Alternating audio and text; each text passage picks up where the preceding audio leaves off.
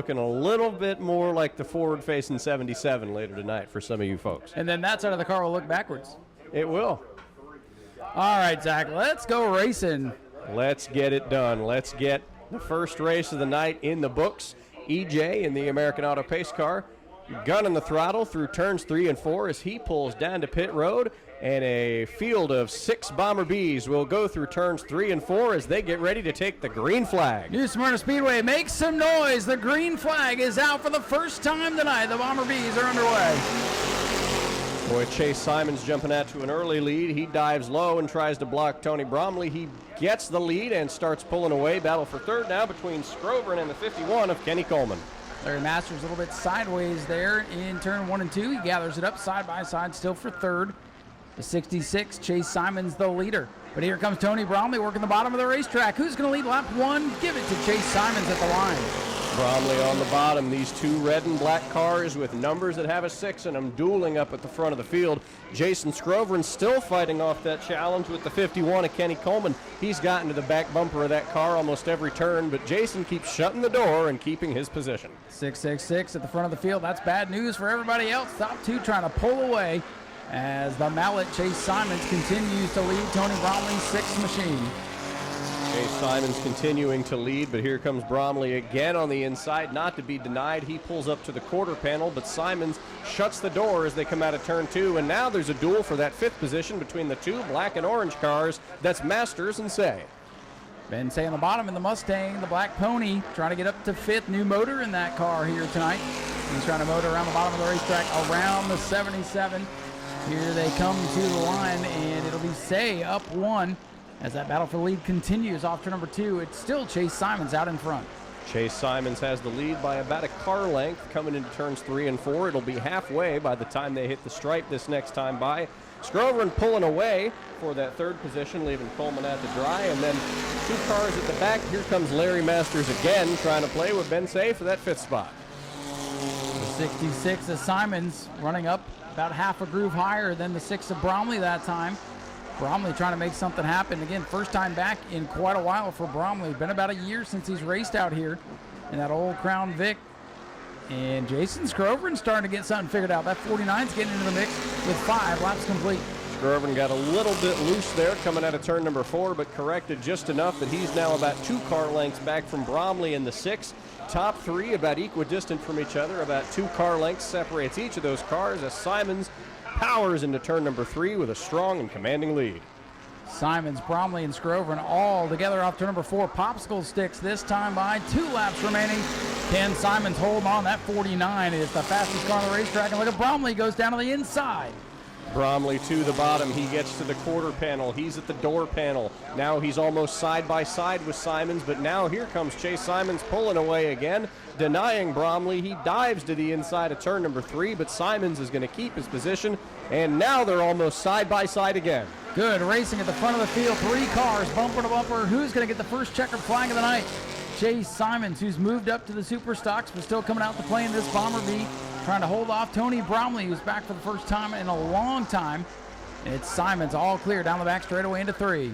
Bromley's going to have one more shot to dive down to the bottom. Oh, and he gets a little bit loose, but it's going to be Chase Simons that comes out of turn number 4 to take the checkered flag to win the heat race. Tony Bromley in 2nd, Jason Scrovern 3rd, Kenny Coleman Jr. in 4th, and Ben Say is going to come across in the 5th position. 6 will go to the 77. Larry Masters is Rick Gaither should have been lined up in, so he's now at the tail end of the field. And this time by, we will actually get to racing as the American Auto Dodge pace car. Speeding up down the back straightaway as the drivers are hungry to fire up their engines as they head through 3 and 4, as we are about to get racing in heat race number 2. Here they come, doubled up. 5 cars going to make it to the green flag here. Let's hope they all make it back to the checkers. Inside, it is Zach Curtis, the point leader, with Dustin Higdon on the outside. Green flag is out for heat number 2. Higdon is going to get the jump on Curtis into turn number 1. Curtis tucks in behind his former ride as all the cars kind of string out, but here comes Zach Curtis now making a challenge back at the rear quarter panel of Higdon. He might have something for him. Zach had a lot of problems with that black machine last time out, but look at it on the bottom of the racetrack now, pulling even with Dustin Higdon. Who's going to lead lap 1? It's going to be a 63 car, and it's Curtis at the line. Zach Curtis in the black 63, the dark side. He'll take the lead, shutting the door on Higdon that time by, but Higdon, I have a feeling, isn't done with that challenge yet. He'll hang back for a little bit as they head down the back straightaway, but coming into turn 3, we'll see if he's got a move, and he got a little loose there on corner entry. Yeah, that car, the back end, swapping with him as he went into turn number 3. Remember, that car had a bout with the turn 2 wall last time out. Zach Curtis had some electrical issues in his car, so we'll see if both those cars will be able to hang on. We got yellow on the Speedway. The 99 Noah Torres is stopped halfway down the backstretch. No, Torres completely immobile there on the back straightaway, just as the battle for the lead seemed to be over. Zach Curtis was starting to run away with it a little bit, but Torres will bring out the yellow. So we'll rack them back up, and we've got 6 to go when they come back and hit the green flag. And here comes the track crew coming to help out Noah Torres. As you see some of those Ashley Holmes, Jack's trucks lining up on pit road for their heat races, which will be next up on the docket. But Ryan, we've got a Bomber B heat to finish up. That's right, and here they come. The Daytona Dodge American Auto pace car will duck to safety. And Zachary Curtis, the leader on the outside, the black 63, leads us back to the green. Dustin Higdon might have gotten a little bit of the jump that time by, but still side by side into the corner. And Zach Curtis pulling away that time by. He found another gear. He'll shut the door on Higdon as they enter turn number 3. Zach Curtis's black 63 looking a little bit more smooth through the corners as Dustin Higdon struggles with the handle for now. And Zach Curtis will bring it off the corner and lead us to lap number 3. The field quickly gets strung out, single file. Keep around that 23. Tim Nicholas had a top 3 finish a couple of weeks ago. That car getting better and better. That's a former track championship car in its own right. So 3 really good cars at the front of the field. Dustin Higdon, his car is a little bit loose there on corner entry, especially in that high groove. We've seen the last couple turns, especially entering turn number 3. He's really gotten a little bit of a fishtail on the back end of that car. Lead for Zachary Curtis is pretty good here at the halfway point. Less than 4 to go in this second and final Bomber B heat race. Curtis leads it ahead of Higdon. Tim Nicholas and Rick Gaither rounding out the field. Of course, young Justin Spears did not start, and in trouble for Noah Torres. Noah Torres in pit road right now. The hood is up. The crew is at work on that car as Zach Curtis continues to dominate the field in Bomber B. No surprise here at New Smyrna or at any local track in the state of Florida. Zach, very prominent Bomber B racer, Crown Vic racer. As he comes back around this next time, it'll be 2 laps to go. 2 to go for Zachary Curtis in the 63. No pressure from behind. This race not as tightly contested as we had originally thought it was going to be, but anything can happen. That's the reason we run all the laps here, Zach. That is, in fact. Here comes Dustin Higdon, closing the gap a little bit, but it still remains at about 2 to 3 car lengths as they head out of turn number 4 to take the white flag this next time by from Tyler. 1 to go for Zach Curtis. The white flag is out. Final lap of qualifying for the Bomber Bees. And Rick Gaither has had problems in car 44. He came in off the back straightaway there. It's all Zachary Curtis into turn number 3. He'll come through turn number 3 and out of turn number 4 with a gap of 6 car lengths for the number 63 as he comes around. Zach Curtis is going to win the second heat race for the Bomber B division. Dustin Higdon will take second away, and Tim Nicholas in the 23 will lock up the 3rd position. A little bit of a race of survival here in heat number 2. Teams come to register. They pull a bingo ball, and wherever their number lines up on the piece of paper, that's how they start in the heat. So it's a random draw for the heats, and then they earn their starting position in the main event by their run in the heat before the invert, which there will be an invert tonight. The magic number has been drawn. We'll announce that after qualifying is complete. Let's go trucking. Here they come. Beck Monopoly, former champion on the inside. George Gorham, current point leader on the outside. Green is out. They thunder into turn number 1, side by side for the lead. Monopoly and Gorham side by side all the way back. Beck and Monopoly getting a little bit of a run, but Gorham coming up to pull side by side now for the lead as they head into turn number 3. Beck and Monopoly on the bottom. The blue truck getting the bite through 3 and 4. She'll come off turn number 4, and she'll lead lap number 1, but George Gorham hanging tough on the outside. And here comes the 3. Derek Pugh looking like Dale Earnhardt, putting his nose in there. Look at the crossover for George Gorham on the bottom. George Gorham pulling a signature move there, going from top to bottom. He's now side by side on the inside this time. Pugh very lucky to not get caught up in some sort of incident backing off there. George Gorham to the lead now, but Becca Monopoly is not going to give it away without a fight. Becca runs up high. Gorham with that back tailgate swinging around. 3 trucks under a blanket down the back straightaway. Just remember, this is just the heat race, and they are duking it out like it's the main event. Look at Gorham get loose on the bottom. George Gorham near disaster there as Derek Pugh looked like he was looking low to maybe take him 3 wide that time going into turn 3, but decided against it. Becca Monopoly is going to get the lead back for now, but I think she has not seen the last of George Gorham tonight. Gorham's going to regroup, try to reel her back in, but already 2 lead changes in this heat race, and Becca Monopoly, the blue truck, back out in front, top 5, still basically in each other's tire tracks as they go into turn 1. Here comes JT Chastain making a move on Derek Pugh for that 3rd position. JT got a little bit loose on the exit. JT in the wall. Sorry there, Zach. He bounced off the wall in turn 2. We'll keep our eye on him. Uh-oh, he's in big trouble and into the turn 3 wall now. Yellow is out. JT Chastain up into the wall. I saw he got a little bit loose out of 4 on that last lap, and then down the back straightaway, he just got right into that wall and slowed coming into turns 3 and 4. Tough break for one of the contenders. JT Chastain walloping the wall a couple of times, and he's able to get that truck to roll. Not sure how bad the damage is, but you can see pretty well pancaked there on the right side. Looks like he's got a right front tire down. At least. And he'll get that truck gingerly back to the pit area, and his crew will take a look at it, try to get him ready for the main event. But that'll be another fast truck that'll be coming from the back of the pack.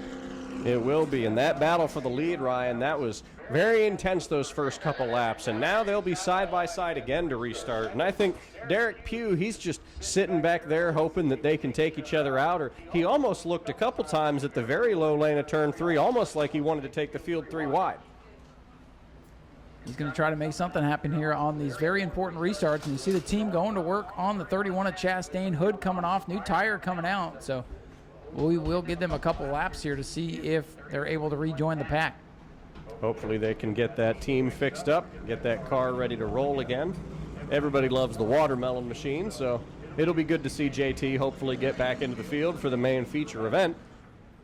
But as of now, Ryan, we've got these trucks rolling into turn number 2, and it looks like maybe this next time by we might be choosing, but I don't think so.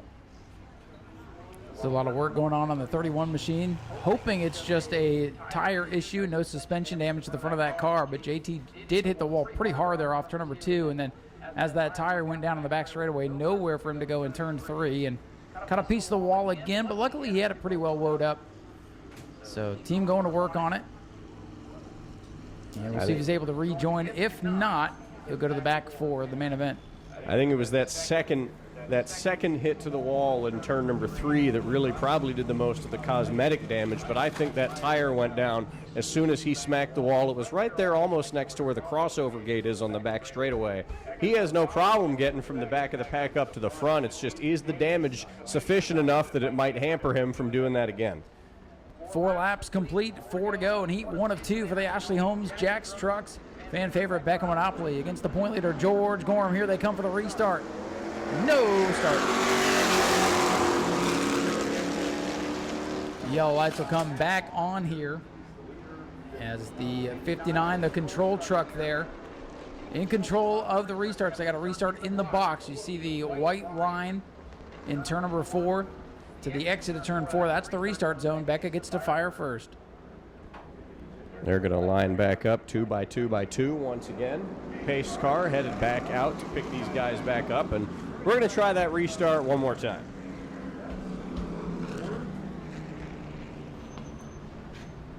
The field bunched back up. Give them another lap or 2 here and try it again. Becca Monopoly, the leader, gets to fire first in the box. That's why this restart was called off, as Gorham was a little bit hot to trot, but that's part of the mind games that goes on here, Zach. They're trying to kind of guess what each other's going to do and outsmart each other. Going green this time. Here we go as they head into the box. Is Becca going to give it gas first? She does. Clean start. They head back around, and they'll take the green. Pretty good restart for both trucks as they go into turn 1. Monopoly on the bottom, gets a little bit sideways going into the corner. Gorham's going to fire up on the outside. They're dead even down the back. JT Chastain already made a pass on the number 2 car. and he's now looking to pick off the 5th position. Here comes Derek Pugh looking low. He looks at Becca on the front right, or the rear left quarter panel. It's a 3-car race at the front of the field.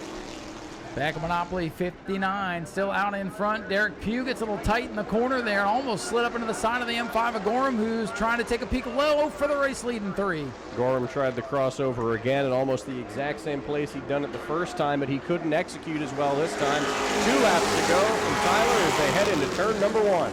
Monopoly out in front by half a truck length. Gorham getting through the corners pretty well, though, right up to the tailgate of Beck Monopoly. If this is any preview of the main event, we're in for a treat later tonight. Monopoly, Gorham, Pugh, and Greaves all together now off turn 4. George Gorham got into the back of the 59 a little bit there as they take the white flag. They head into turn number 1. He's going to have 1 or 2 more shots to get a look at it, and it looks like he's going to try here on the back bumper of the 59 down the backstretch. Gorham with a run, going to look to the inside. Pugh's going to file in on the high side.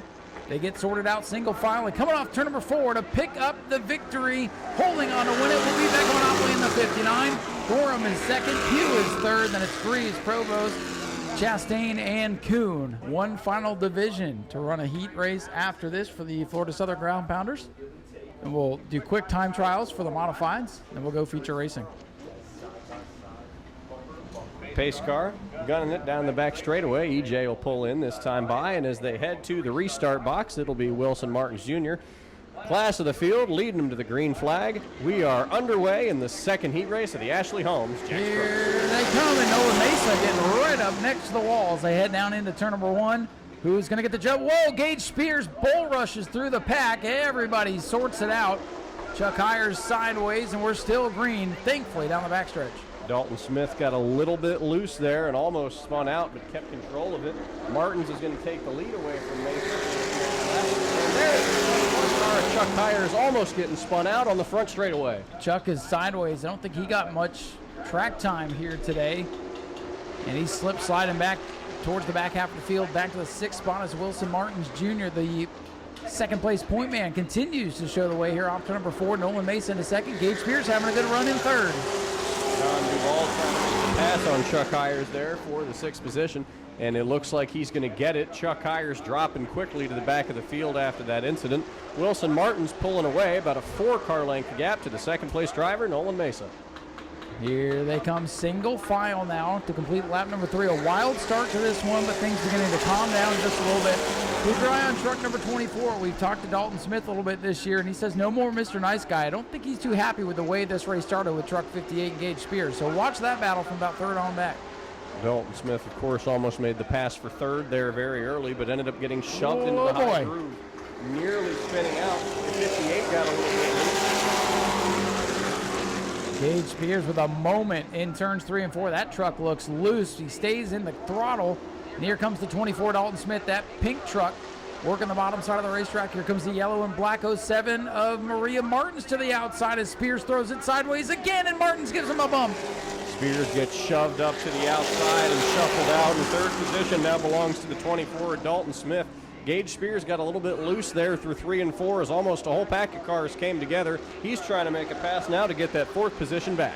Gage Spears has the speed in that truck here tonight, but the handle is not quite there yet as that team continues to work to get the 58 truck competitive. Dalton Smith, though, able to rebound from that first lap dust up. He's back into the 3rd spot. That truck's looking good here tonight. And how about Don Duvall, the Purple People Eater? He's up to 4th. Next time by, it'll be 1 lap to go for Wilson Martins Jr., who's put a class on the field this time by. Been the dominating truck in this heat race, led every single lap. And a little bit battle there for 3rd. Here comes Don Duvall coming up on Dalton Smith. He'll get to the rear bumper of the truck. Now at his quarter panel, entering 1 and 2. Wilson Martins Jr. with a comfortable lead down the back straightaway for the final time. He has dominated this one, and he'll come off turn number 4. Wilson Martins Jr. will see the checkered flag. He'll win heat number 2. 2nd will go to Nolan Mesa. Battle for 3rd of the line. Dalton Smith, Don Duvall, Maria Martins are top 5. Then it's Gage Spears and Chuck Hires. But he never ends up in victory lane. But he's at the front of this beautiful field, and he'll get ready to pull away and let the field go have some fun here. There goes EJ down the back straightaway, and these guys will run slow down through 3 and 4 to the front straightaway. And once they get through turns 1 and 2, that's when they'll take the gloves off and they'll start racing. The field comes to the start-finish line, gets the green flag, a little bit more spread out than a ground pounder start, but they quickly bunch up as they head through 1 and 2. And Ryan, these guys are about to start racing right now. Here they come off turn number 2, and now they'll drop the hammer. And Art Koonsman got boxed in. Scott Cutter blowing up on the back straightaway. Look out and around goes Scott Phobes, and he'll back into the outside or inside wall there. A caution is out just as they drop the hammer there, Zach. Up in smoke, went to 0. And Scott Cutter pulling down pit road in that maroon number 0 stock car. Not really sure what happened there, Ryan. That looked like some sort of mechanical issue or engine issue. He just started blowing up and billowing smoke right as they exited turn number 2. Yeah, we're lucky that we didn't have more than just one car getting caught up in that. Thankfully, Scott Phobes in the 2, able to drive away after backing into the inside wall. He is, I'm assuming here, headed to pit road, and no, he'll bypass it. Looks like there's no damage to that number 2 car. He'll fire it back up and continue racing, and as we didn't get a full lap off, we will be headed for a complete reset restart. Yeah, a little bit of damage there on the right rear quarter, but as long as that's not rubbing the tire, no worse for wear. It'll just give Toby and the rest of the guys something to do over Memorial Day weekend, get those cars ready for the next one. Absolutely, and we're headed to a full restart, and now it'll be all the 1s on the front row. The 11-11 and the 1-11 will be taken to green. So we'll bunch everybody back up minus the 0 for Scott Cutter, who's getting pushed by our good friend there, Mr. Ron Hess, back to the pit area. And Scott Phobes now decides to come down pit road. So a couple of cars having some problems early. And Scott, I think, just going to go back to the hill, fix it up, get ready for the main event. I think so. He made that left turn into the garage area. His fire extinguisher has been confirmed to be the cause of that smoke. So, fans, that's not smoke. That's just the... Well, he's climbing out, so something... He is climbing out. 61, and then that caused the fire extinguisher to go off. He's getting out of the car. I would, too. I would. I don't know what you're breathing in there, what's in these fire extinguishers.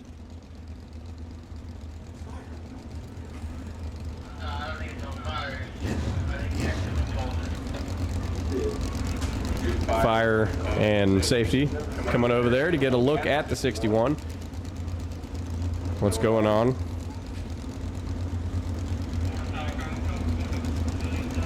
So a bizarre twist to this Ground Pounders event. Well, 0 laps complete and a lot of action of the wrong kind.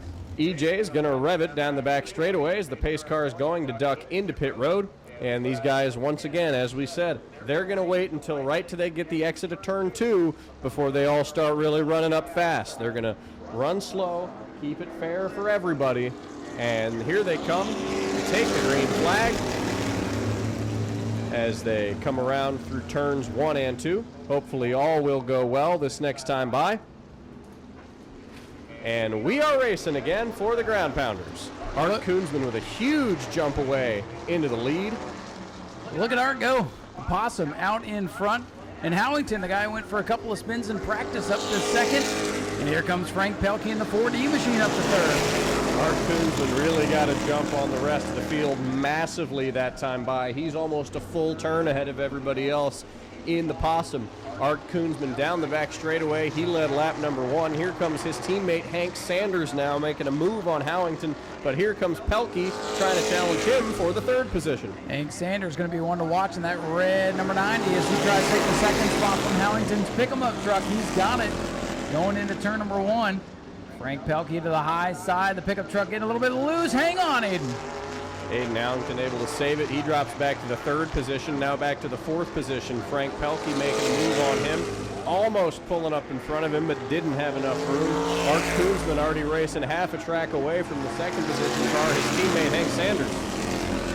Howington's 50 truck beginning to fade. He's back to 5th. Here comes the other modified, the 44 of Toby Smith. Smith all over the back of Frank Pelkey now. As this time by crossed flags for Art Koonsman, your leader. Big lead for Art Koonsman in car number 9. Battle for position off turn 4. A 44 going around the 4D. And that will move Toby Smith up into 3rd overall. The 9 car of Art Koonsman really pulling away, but here comes his teammate Hank Sanders closing in on him with each passing lap as they come to 3 laps to go, this time at the stripe. But it looks like Koonsman is coming up now to lap the 11:11 of Lori Bonaparte. Look at that 90 car. I know he's probably going to run out of time here, but Hank Sanders, now that he's got some clean air, well, check that. He might catch him. What am I talking about? That 90 is flying. Here comes Hank Sanders off turn number 4. Still with 2 laps to go, and he's right there. My goodness. That 90 car almost made up essentially half a track of gap in 1 lap as they come up on the slow car. That brings them up nose to tail. Teammates, the 90 and the 9, Koonsman and Sanders side by side into turn number 3. Hank Sanders flies into 3, and he's got the lead. He'll lead us to the white flag this time by Hank Sanders, first overall, now first in the modified class as well. What a run for the 90.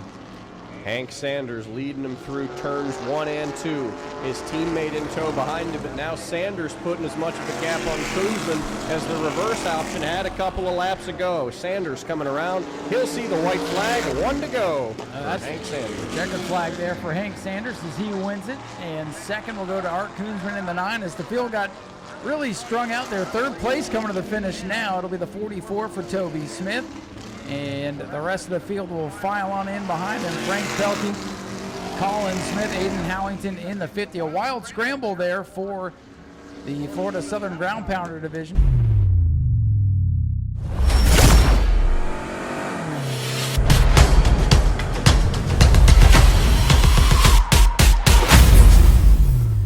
These modifieds usually keep it clean with the exception of a couple races earlier this year, but other than that, these guys really clean racers. You've got 2 great drivers starting on the front row, and Richie Smith in that 42. He's going to try to do it again. He's got 2 back-to-back wins under his belt. He's looking for a third. He's there on the outside of the front row as the pace car pulls down to pit road. And Ryan, we're about to take the green flag, and we're about to get racing. Here they come, race 3. The James Ingram All Modified Challenge is live, and look at Richie Smith power away to the lead as they scramble into turn 1. Richie Smith getting the jump on Tank Tucker and quickly pulling away 2, 3, 4, 5 car lengths now down the back straightaway. Tucker closes in the corner. A little bit of sparks from the Smith machine in the 42 as he comes around and leads lap number 1. Richie Smith in control, but watch the 15 of Tank Tucker. He was pretty quick in qualifying, but he slips in turn 1 there. Again, that car dashing out loose on the apex of the corner, and Richie Smith scooting away with the top 4 all in line as they go in turns 3 and 4 there. Here comes Jerry Simons now catching up to Tank Tucker. He might be the challenge for that second position. He's inching closer and closer every lap, and Tucker, well, he's a little bit loose every time he enters turn 1. Again into turn number 3, it's still the 42 Richie Smith showing some sparks, low air pressure on these machines. That should build up and go away throughout the event. Already 3 laps complete. Smith not driving away from these guys quite as quickly as maybe we thought, as that 15 of Tank Tucker showing some speed, but not quite having the handling he needs at this point. And the 4 of Alan Bruns and the 7 of Louis Brashear falling off a little bit from the rest of this pack. And here's the 42 of Richie Smith pulling away, leading another lap. He's gapping now by about 5 car lengths to the second place car. Tank Tucker really dancing around in front of the 15, really loose, but loose is fast. And maybe that setup will come around for him as the event goes on. But for now, it's all Richie Smith. Richie Smith, the class of the field as they head around. 5 laps complete, 30 laps to go. Tank Tucker, he's loose right there in the middle of turns 1 and 2. And he has been almost every single lap of this race. But he seems to have control in 3 and 4. So a little bit of ill handling in that one specific area of the racetrack for Tucker. But Smith continues to pull away. 7, Louis Brashears pulls off and looks to be the first car out of the race, just 6 laps in. Maiden voyage for car number 7. Not quite what he was hoping for. Up front is still Richie Smith in the 42, Tank Tucker 15, Jerry Simons, Alan Brun still all on the same straightaway. 7 laps complete, and Zach looks pretty tame right now, but with these modifieds, we've seen a lot of mechanical issues. We've seen lots of crazy things happen, so for now, first third of the race, pretty tame. We'll see what happens as it goes on. It's relatively clean, but I can't help but notice every couple laps we got sparks coming out of Richie Smith's rear end, especially in the exits of 2 and 4. That car is very low to the ground. Those sparks don't seem to mean anything terrible, rather just a very low race car. But hopefully that causes no issues for our very dominant race leader. Tank Tucker in the 15 trying to stay with him, but for now, nobody's got anything for Smith. Jerry Simon Hammer sitting back in third. Alan Bruns hanging on to fourth in car number 4.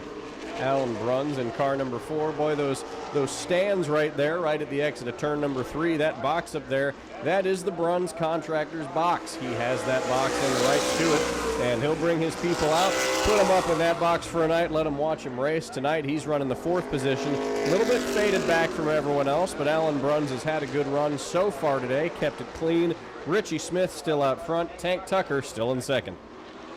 Tucker keeping in the tire tracks for Richie Smith, but Smith has the faster race car. And Alan Bruns very slow on the back straightaway here, Zach. We'll have to keep our eyes on this.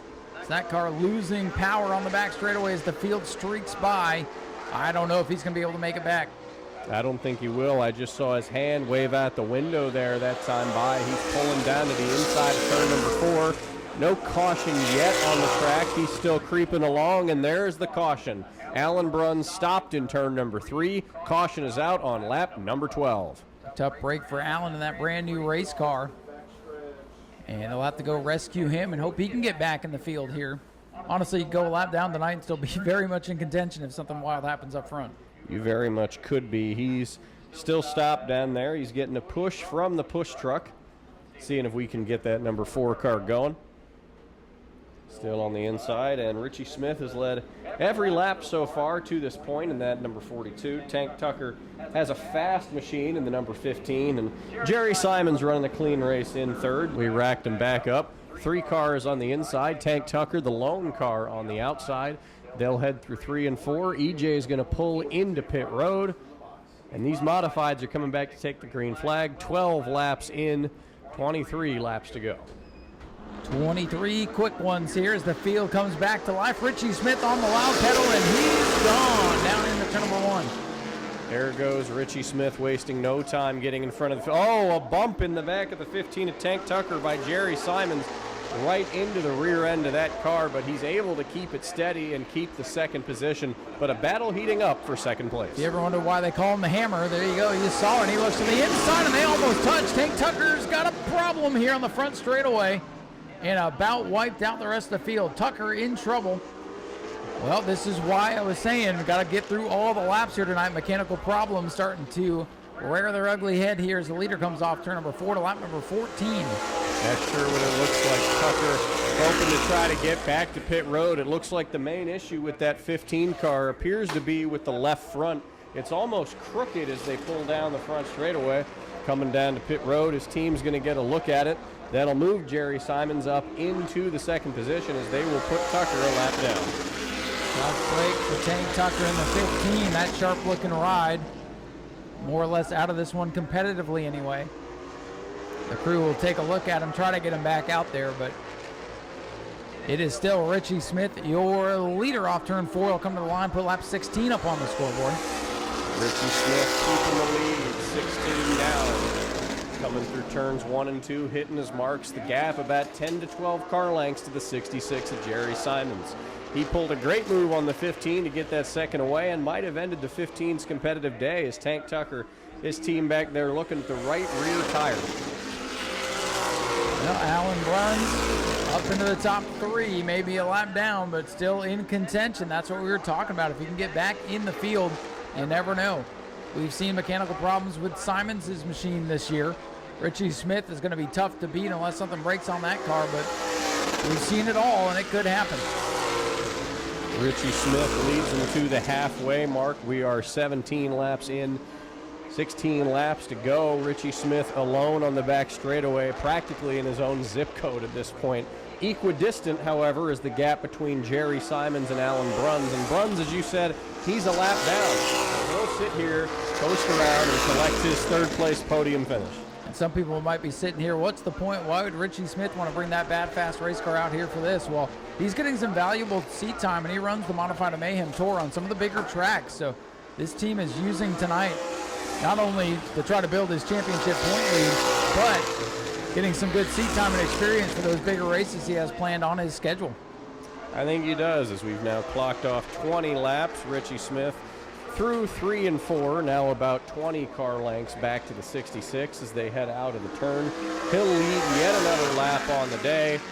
And Richie Smith coasting on his way to victory here at New Smyrna. Yeah, if something doesn't happen to that machine, or tire go down, he makes a small mistake or something, he's on cruise control right now, but still got to make it around. 35 laps the distance here in this one. 22 laps now complete. Jerry Simons hanging on to second. Alan Bruns 1 lap down in third. Louis Brashears and the 15 Tank Tucker to the pits. Boy, the 7 of Louis Brashear pulled off very, very early in this one.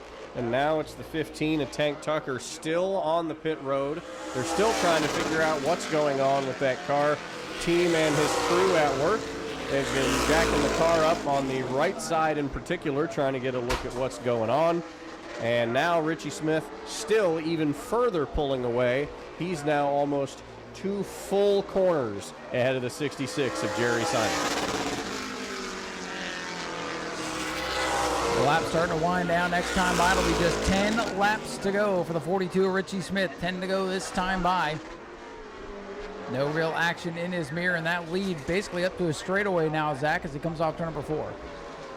Richie Smith will see 9 laps to go now as they've crossed past the 10 laps margin. He's a full turn set ahead of Jerry Simons. As Richie Smith exits 2, Jerry Simons enters 1. He's practically got the win on lockdown, provided nothing happens as laps continue to tick away here at New Smyrna. Looking at the lap times, he clearly has the faster car. Simons pretty much set in the second spot as Alan Bruns goes sideways down the front straightaway for a moment. He gathers it back up, no harm, no foul. Smith will come off to number 4. Lap 27 will flash up on the scoreboard this time by. Smith just needs to hit his marks a couple more times. He will, and this will be his 3rd win on the season. If he can bring it home, that'll no doubt help his points position. But as you said, it's also valuable to get him some seat time. He's got a lot of big races coming up in late models, and for him, this is just some great experience to get for a driver like Smith as he comes around. This time by, it'll be 7 laps to go, and Richie Smith, the class of the field, undoubtedly here in the JNC Grattle Modifieds, he might come home a winner. It's looking that way. He was the favorite coming into the night, and he's showing why. He's got a big lead on former champion Jerry Simons. Richie Smith getting back into modified racing here at New Smyrna last year. Had a very solid season. And he's having an even better one here this year. Next time by, it'll be just 5 laps to go for Smith, who's got a straightaway on Jerry Simons. For Smith, Simons, and Bruns, they head around 1, 2, 3 the way they've been today. Because that 42 car ticks on by yet another lap. 5 to go as he heads to 1 and 2. Jerry Simons, great move to take that 2nd spot away, and it's going to work out for him. Richie Smith in the 42 really starting to take it easy now in car number 42 as he comes down the line inside of 5 to go. Richie Smith on cruise control now as he heads around turns 1 and 2. It'll be 4 to go the next, or 3 to go, the next time that he hits the stripe. Richie Smith in that white, black, and gold number 42 machine. He's headed around, and he's the class of the field, as we've said time and time again. Less than 3 laps to go as he goes down the back straightaway once again, all by himself. Nearest car coming off turn number 2 right now. Smith off of turn number 4. He'll get the popsicle sticks. 2 laps to go for Richie Smith. And Richie Smith dominated this one, led every lap so far, looking for his 3rd straight win here in the modified division. He heads around turns number 1 and 2 through 3 and 4. He will see the white flag one more time around for Richie Smith. White flag is up. Final trip around for car number 42, Richie Smith. Smith will come down the back straightaway for the final time into turn number 3 all by himself. Here he comes for his 3rd win of the year. Richie Smith in car number 42 takes the double checkers. The point leader gets it done, sweeping the evening and qualifying in the main event. Jerry Simons comes home in the 2nd position. And 3rd will go to the veteran Alan Bruns, who hangs on. Ladies and gentlemen, your race winner in car number 42, Richie Smith.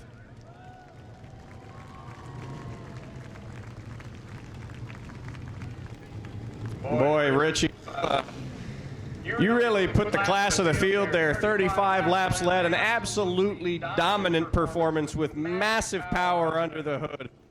What was your thought when you were curb stomping the field like that for 35 straight laps?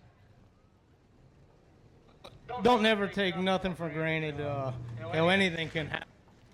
A lot of races and for the night.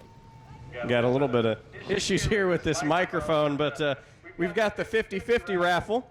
If you will draw for that, the prize tonight, $277. And we've got ticket number 972096. Again, that is ticket number 972096. Got anyone else that you want to thank this evening? Yeah, I got to thank my brother for coming, and he works with me every night in the shop. Got to thank my wife for putting up with all this stuff. Scotty and Cindy for coming, Michael and Jay, Donnie and Rose. You know, Donnie spots for me. They go everywhere I go. So got to thank all these guys. Got to thank Johnny over at RRD. Builds a badass race car for sure. Chassis for sure, 100%. Got to thank Steve Hibby at Hibby Shocks and Prime Auto and Truck Sales and Richie's Garage. Well, congratulations on your win tonight. Now we'll turn it over to Ryan to interview our second place finisher, Jerry Simon. Thank you, Zach. We'll head over here, talk to Jerry. Well, first of all, Jerry, good run tonight. Glad to see you able to make it back out. I heard you had some problems in a practice session the other day. Yeah, we come out and tested on Friday with a newer motor and blew it up. And Byron Corey Racing Engines is good enough to give us something where we can come racing tonight. And got to thank him for sure. We wouldn't even have came. We'd have just been hanging with Chase with the Bomber B. But got to thank him. Got to thank Gene Kelly Roofing, EJ at American Auto and Tire, Dave Sand and Gravel. We'll act like Chase and look at the car. We got to get you guys T-shirts with all the sponsors here. Yeah, JC Great All. They help us out a little bit. Got to thank my crew, man. We worked till 2:30 this morning trying to get a motor in this thing that would fit. There was a whole lot of different stuff we had to change just to get it in there, and got it in there and come out here, and we still ran terrible, but we'll take second. We'll take lucky any. I'll take luck any today. Well, Jerry, we appreciate the effort to get out here. We didn't have a whole lot of cars, so having yours on the field definitely helped out. And it wouldn't have been the same without Jerry Simons in the field. No, that's what I told Holly this week. I said I haven't missed one of these in a long time, and I don't want to miss it now, but we didn't have no choice until Byron called me and said, come on, get this thing. So any of y'all need a race motor, Byron Corey, he's your man. Ladies and gentlemen, let's have a big round of applause for Jerry Simons. Took a lot for this team to get here tonight and put another car on the field. Jerry Simons brings it home with a solid second place run. Hey, he says he didn't run good. I think he did pretty well. Let's head back up top side and get ready for the Ashley Holmes Jacks Trucks main event. 14 trucks in the field for this one.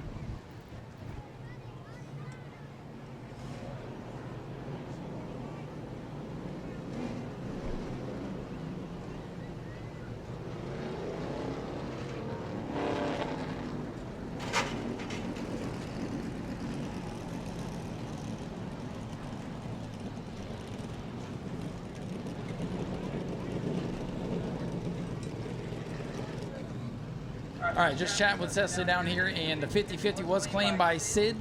Sid was the winner of our 50-50, so that has been picked up.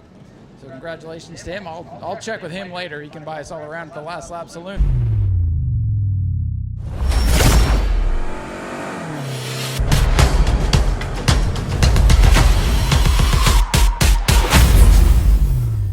They head down the back straightaway. Grayson Graves winds up with the pole position.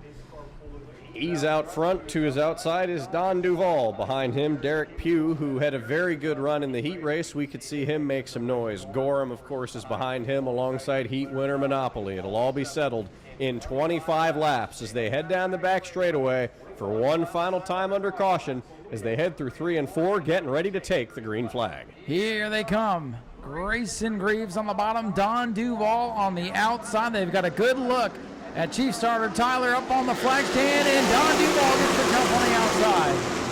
Don Duvall making a dive for the lead very early on Grayson Graves. Side by side for the lead currently. 2x2x2 out back through the field, but the battle for the lead is still the 30 and the 05. Duval trying to make a run on the inside, but here comes Graves. Don Duval, former winner in the Superstock ranks, will lead lap number 1 by a bumper cover. Duval in the 30, running the high side. Graves down on the bottom in that white 05, getting a little bit loose down there. Duval going to power off to number 2 to the lead.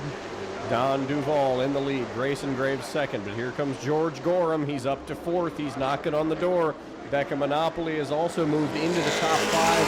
Very competitive early on here in the Truck Series as Duval pulls away. 3 wide, back of the field. JT Chastain whips it into turn number 1, but hangs onto it. Good save by the young driver as Wilson Martins Jr. trying to work his way up through the field. Pass for second. The 3 of Derek Pugh up to the runner-up position, bringing George Gorham Jr. with him. George Gorham a little bit loose there out of turn number 4, side by side with the 05. He doors him and takes the 3rd spot away. Arrow blocking Grayson Graves for that 3rd position. Becca Monopoly now trying to make a move on Graves for 4th. Monopoly, another victim of the big invert here tonight. The top 7, half the field inverted here tonight. Becca trying to work her way back up through, trying to keep touch with the leader. As Derek Pugh begins to stalk the race leader, Don Duval, in turn number 2. Don Duval is pulling away from Derek Pugh, who's closed the gap just a little bit in the last couple laps. Pugh has made it clear he's not afraid to make a move to the inside, and Duval is loose. He's up into the turn 4 wall. The caution is out. The leader has gotten in an incident. And his throttle might be hung there. Don Duval into the wall very, very hard. Wilson Martins Jr. coming to a stop to avoid as Don Duval, the leader, has a problem out of turn number 4 and destroys the rear end of that truck. He's moving around inside, thank goodness. Pugh has made it clear he's not afraid to make a move to the inside, and Duval is loose. He's up into the turn 4 wall. And that right rear tire just completely separated from its own axle. Don Duval a hard hit there while racing for the lead. Boy, you hate to see that. Don finally having a good run, and it all comes unglued as he slips up into the turn 4 wall. And boy, that gentleman down there in turn 4 in the gray shirt had a really good look at that one. My goodness. That was an absolutely vicious crash. Good to see him moving around and okay. We've heard from race control that his toe link might have fallen off and that some debris out on the racetrack near turn number 4, so they'll get the truck out to pick that up. Wilson Martins narrowly avoiding disaster. You see the 58, Gage Spears stopping. Those are basically teammates down there, good friends. So Gage showing some sportsmanship, checking on Don there. Don, a former winner in the Superstock ranks, finally getting this truck to run correctly. And I know that team has been fighting some brake issues, but obviously something broke into that car directly into the wall off of turn number 4. And here comes the Bishop's Wrecker Service flatbed to pick up what remains of truck number 30.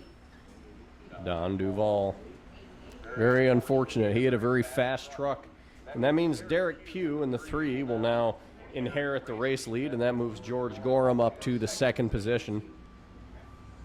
Just absolutely heartbreaking for that 30 team. They finally seem to have put all the pieces together, and just when you think everything is come together, the 30 car is up in smoke. And there, as you can see, Don Duval in the 30 out of the car.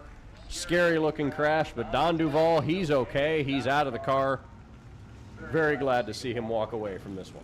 Very glad to see that, as took a moment to collect his breath there after a hard shot into this unforgiving concrete here, and heartbreaker for Don. At least it was running good there when it all went undone there. Hate to see that for Don Duval. Very, very unfortunate, especially now considering they've gotten that truck to where it needed to be. As we've said, they were finally looking to start contending for some wins, and now only 4 laps in, well, the most dominant truck so far, he's now out, and you've got the 3 fastest cars from those heat races now running 1, 2, 3. Yeah, going to change the game as Derek Pugh will be the control car for the restart. We'll see what line he chooses when we go back for the restart. Going to take a moment here to get Don's truck loaded up on the flatbed before we can go back green. Might be a little bit hungry here calling some of these races, thinking about flatbread. I feel you. Flatbread. But all seriousness, thank you to the folks out at Bishop's who help us keep our track You know, safe picking up these cars thanks to the Chews. He'll be restarting from the 8th position after previously having been in 11th. Martins Jr. on the way up, 2x2x2, the American Auto Dodge pace car into the pit lane in the restart zone. We are back to green flag racing. Good reset on the outside for the M5, George Gorham.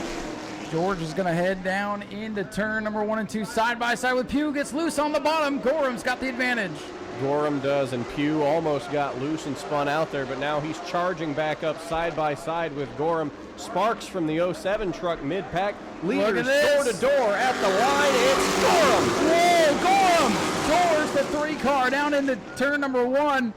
Wow, what a big save for Derek Pugh. He's not going to be happy behind the wheel of that truck.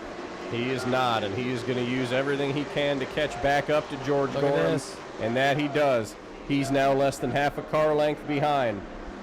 A little bit loose there on corner exit. George Gorham leading yet another lap, and Ryan, we're only 6 laps in, and tempers are already flaring. Yeah, and cooler heads are going to have to prevail here because this is not the place that you're going to want to get somebody back. Gorham very aggressive down the main straightaway there. We got a battle heating up for the 4th spot. Martins looking to the outside of Graves. They get sideways. Here comes Wilson Martins, the 88, working his way up into the mix.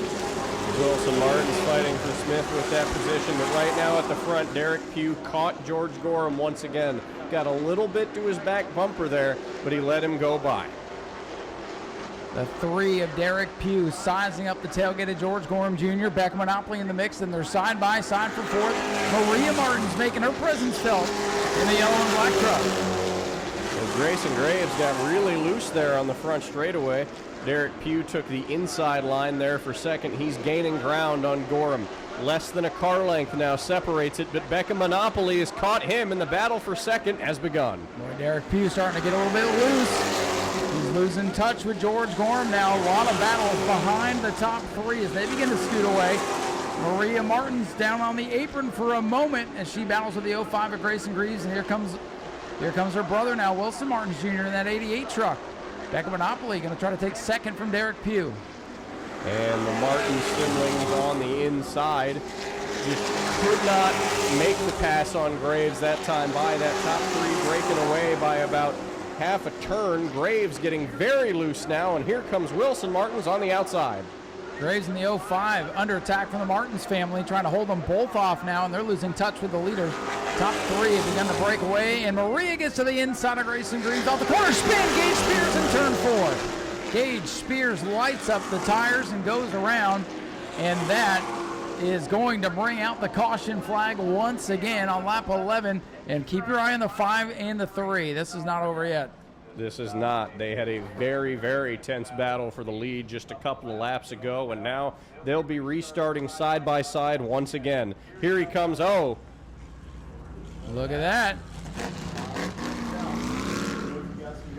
And you know George ain't going to take that. This is going to be one heck of a restart, folks. This is what you paid to see tonight. Voicing his displeasure there with George Gorham, Derek Pugh rear-ending the back of the 5 truck and then giving him a little tap on the side. Race control notified the 2 drivers that if they were to continue, they would both have to restart in the back of the field. After kind of riding around in the back, having a quiet day, having some issues in the heat race, they fixed that truck up. He's back up at the front. He might be contending as well. Let's see what's going to happen next. Gorham, your leader on the bottom. Derek Pugh, the other black truck on the outside. Gorham gets a good jump in the restart zone. Now watch the 3. What's he going to be able to do? Gorham clear to the lead in turn 1. Here comes Pugh to the bottom. He's getting closing in on Gorham, but here comes Maria Martins now on the outside, giving Pugh a push. She passes Becca Monopoly for 3rd. Becca not going to go down without a fight now on the inside. It's a battle for 3rd as the 2 leaders pull away. And now the 2 ladies battle side by side off to number 4. Give it to Maria Martins. What a drive for the 07 tonight. Martins having a good run, and hey, race control told those 2 trucks to stay off one another, and what a way to make them separate as George Gorham getting a heck of a restart. It'll be the halfway mark as they hit the stripe this next time by. Gorham, Pugh, Martins, the top 3. Monopoly still on the back bumper of Maria Martins. The gap is getting a little bit bigger now. The field strung out, single file, halfway home. George Gorham, Derek Pugh, Maria Martins trying to separate from the field. As they go into turn number 3, George Gorham still showing the way, coming to lap number 14 this time by. Here comes JT Chastain now on the rear end of Grayson Graves. The battle for 5th position has started. Those two were side by side in turns 3 and 4, and now that battle for 5th is continuing as they head down the back straightaway. JT Chastain trying to break into the top 5 after smacking the wall in the heat race. That black watermelon truck all over the back of the white 05 as they come off turn number 4, side by side battle for 5th. It's all single file at the head of the field as JT Chastain takes the spot in turn 1.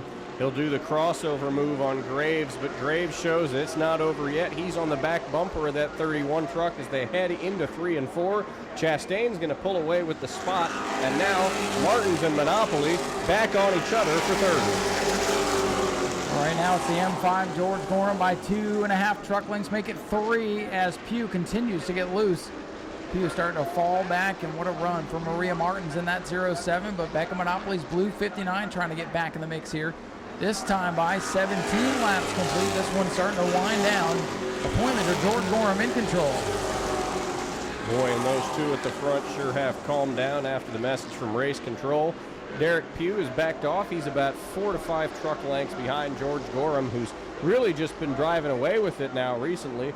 Wilson Martins Jr. locked in a little bit of a battle there with the 24 truck of Dalton Smith. Side by side for the 7th position. Wilson Martins Jr. going the wrong way after that restart. That truck's starting to fade. Some sparks out of the 24 machine to Dalton Smith to his inside. Maria Martins going forward. Wilson Martins going backwards. The 2nd place point man losing valuable ground in the standing as they come to lap number 19. So side by side off turn 4, the 24 and 88. Becca Monopoly got to the back bumper of Maria Martins coming out of turn number 3, but just couldn't execute or make the pass. Meanwhile, Wilson Martins still under attack from the 24 car. They're still side by side for the 7th position. George Gorham in control, and he took control of this race on that most recent restart.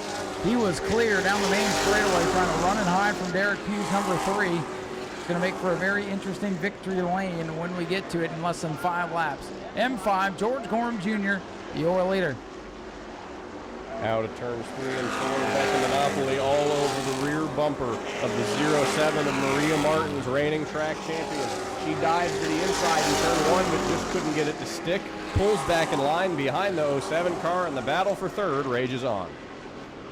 Best battle on the racetrack right now. Dalton Smith and Wilson Martins Jr. way behind the top 5 runners right now. After the battle for 3rd, beginning to heat up again as Becca Monopoly puts pressure on defending champion Maria Martins in the 07 machine. Maria Martins not going to give that position up. Oh, and Becca hits the rear end of the 07, almost got down to the inside. Maria Martins blocking in turns 3 and 4 to keep the 3rd position, but my oh my, do we have a battle continuing to heat up. No doubt about it. Chuck Ayers entering that battle with Dalton Smith and Wilson Martins for a moment. Thought we were going to get the next caution of this race, but they were able to straighten it out. We're coming to the white flag this time by George Gorham in control over Derek Pugh's number 3. White flag is out, 1 to go. George Gorham after a battle with Derek Pugh. The two had tempers flaring. The two were not going to let each other go down without a fight, but Gorham used the outside on that restart to his advantage, and I think he's going to come home with the checkered flag in hand.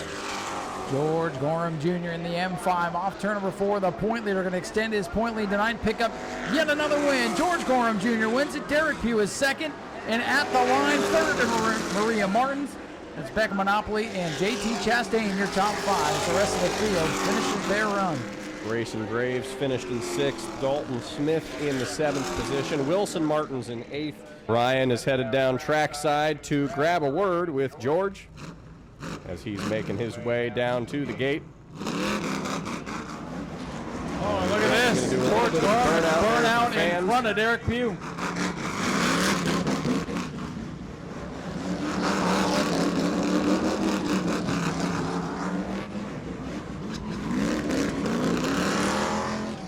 Folks, make some noise for George Gorham as he burns down the house for you.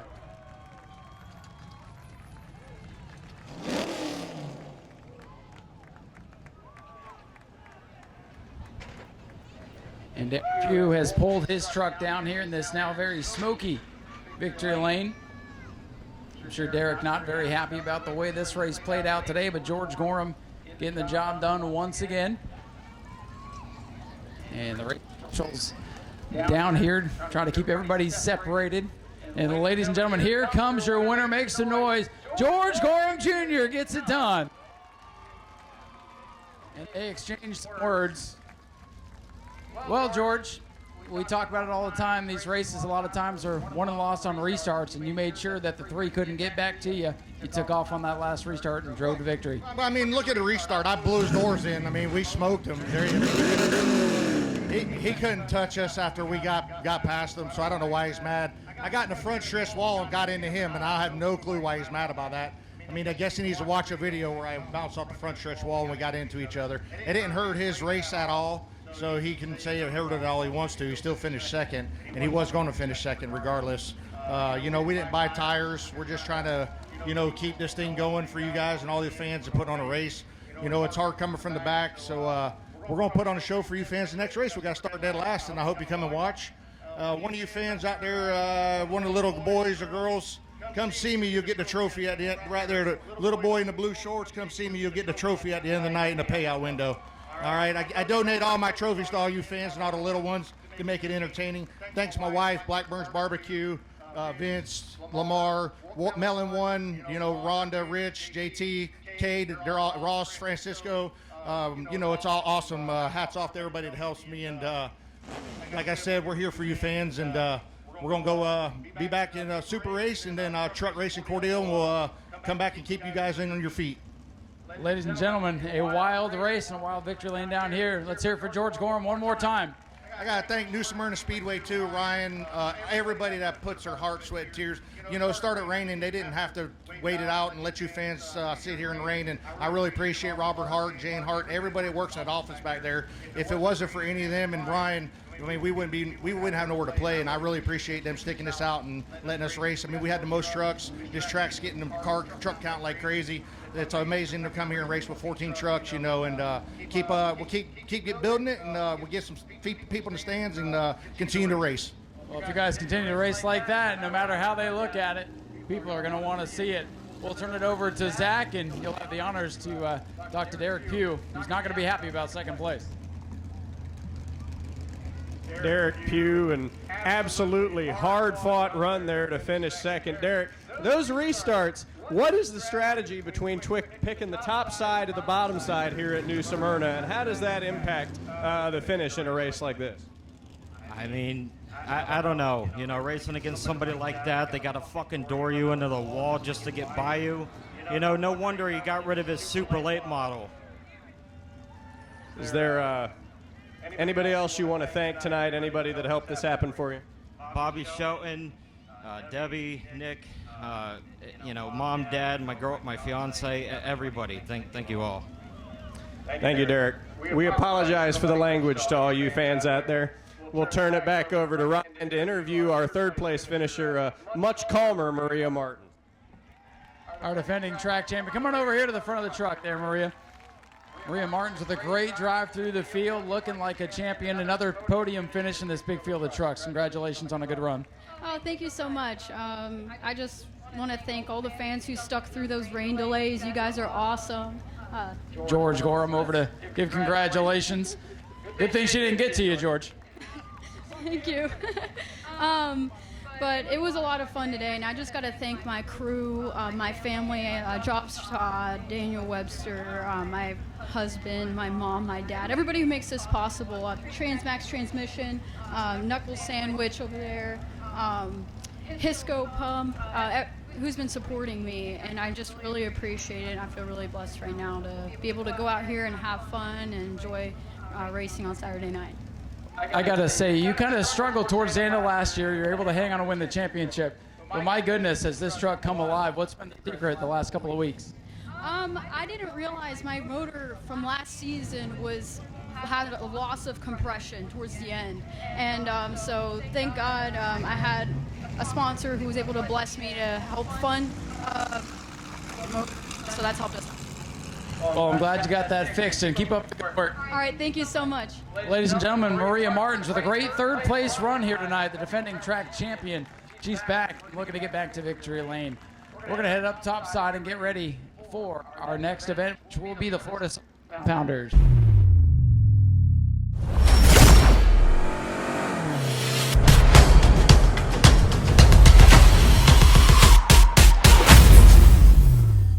this series has been unexpectedly chaotic.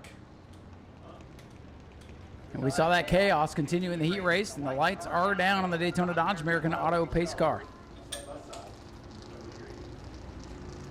EJ is going to get out of there on the back straightaway and let these guys duel it out. Now, keep in mind, as we said, they will slow through the green flag and really gun the throttle as they get out of turn number 2, right near again where that Sunoco sign is on the back straightaway. So they will take the double green flags, slowly staying in formation, and really start running hard when they exit turn number 2. And we'll watch them creep through turn 1 and get ready to drop the hammer here off turn number 2. Watch that red number 90. Hank Sanders able to get on the gas, and they pull away down the back straightaway.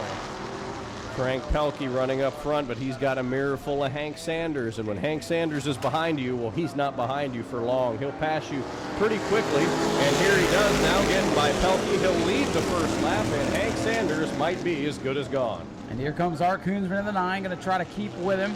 Aiden Howington in the 50 truck way up in the 3rd groove there.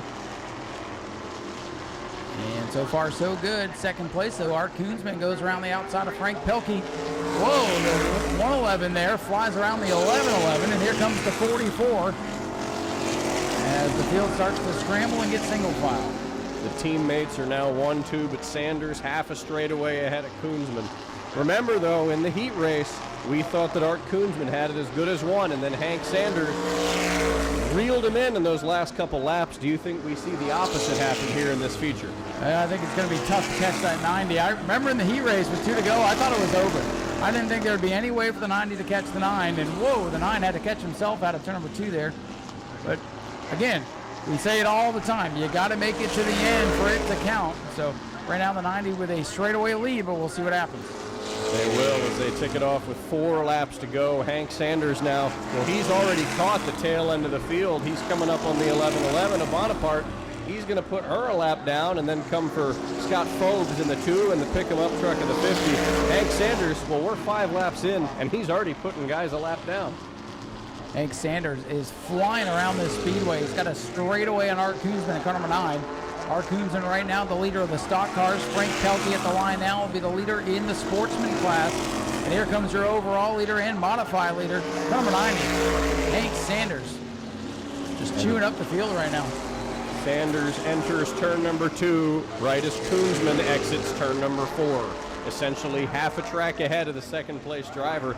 Here he comes now up on the 4th and 5th place cars. And Ryan, when do we start considering the possibility of seeing the driver lap the field? Well, it could happen today as Toby Smith is going a lap down. We don't see that very often. Colin Smith about to go a lap down in the 111. I don't know if he'll catch the 9 of Art Koonsman, but my goodness, is he picking him up and putting him down. He's going to catch sportsman leader Frank Pelkey here down the main straightaway. He very much is, and Pelkey put up a little bit of a fight early on, but that 90 car is just too fast as now he puts a lap down on that 4D machine, and now he's setting his sights on his own teammate, Koonsman, and by then, he'll have lapped the field. He is, of course, full half a racetrack away from Koonsman, but never say never. Just to put it in perspective, the 90 has over half a track lead on Art Koonsman's number 9. Koonsman in the Possum, leader of the stock car division, comes down the front straightaway. He's at the line now, and Hank Sanders, I don't know if he's blowing up or what, but Hank Sanders is slow. Hank Sanders in the 90 is slow here down the main straightaway. We just talked about it, Zach. You got to make it to the end. He's slowing down. The 4D and the 44 passed by him and unlapped themselves. And here comes Art Koonsman now. He's in turn number 1. It looks like he'll overtake his teammate, and Art Koonsman will now be the leader. Lead, and it's gone. Art Koonsman now out in front, car number 9. I don't know if the 90 is going to make it off the speedway. We'll see if Hank can turn it in down the back straight. No, he doesn't turn in. Hank Sanders continues to creep down the back straightaway. The 9 of Art Koonsman leads it. And now Toby Smith, I believe, going to come out ahead in the modifieds. And there's the yellow flag. Yellow is out as Hank Sanders is unable to get that car safely to the pits. Everybody unlapped themselves in an instant right there. And now all the competitors back on the lead lap. Art Koonsman, well, he's now your race leader in the Possum that blue, brown, green, white, and pretty much every color imaginable. Rusted out old number 9 machine. See if they can get him back in the race. I don't know. I don't know if we can count him out yet, if it'll still run. If that thing still runs, I'm not counting him out one bit. Give a shout out to Scott Cutter, man of the people. Koonsman and Smith, 1 and 2.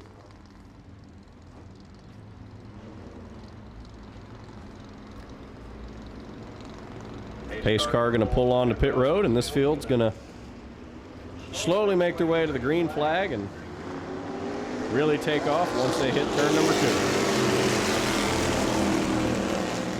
Art Koonsman in the 9, he's got the lead. Let's see what Toby Smith can do in the 44 machine as he's back in the hunt here.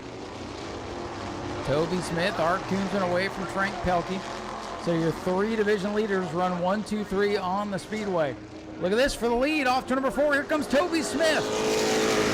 Could not get the pass done that time. Koonsman slammed the door, but here comes Toby Smith again now on the outside. He just doesn't have it sticking, and Koonsman is continuing to lead this one. And now here comes the 111 to fight with the 4D. Toby Smith going way high in 1 and 2, trying to get some breathing room here in 3 and 4. Now to the back bumper of the 9 of Art Koonsman. Good little race shaping up here at the front of the field.